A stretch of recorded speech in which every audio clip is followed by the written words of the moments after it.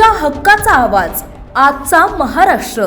दौंड तालुक्यातील कुरकुंबा औद्योगिक वसाहत मधील एका कंपनीवर राज्याच्या अँटी नार्कोटिक्स टास्क फोर्सने रात्रीच्या वेळी मोठी छापेमारी केली। रात्री 8 ते पहाटे 3 वाजेपर्यंत ही छापेमारी करण्यात आली। या कंपनीत ड्रग्ज तयार करण्यासाठी लागणारे रासायनिक घटक बनवले जात असल्याचा संशय टास्क फोर्सला होता। जप्त करण्यात आलेले हे रासायनिक पदार्थ नेमके कोणते आहेत ते तपासणीसाठी टास्क फोर्सच्या अधिकाऱ्यांनी सोबत घेऊन गेले असून संबंधित कंपनी ही सील करण्यात आली असून या ठिकाणी पोलिसांचा चोख बंदोबस्त ठेवण्यात आला असल्याची माहिती दौंड पोलिसांनी दिली आहे।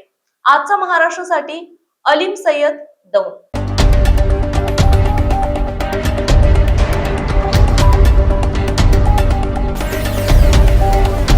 तुमच्या हक्काचा आवाज, आजचा महाराष्ट्र।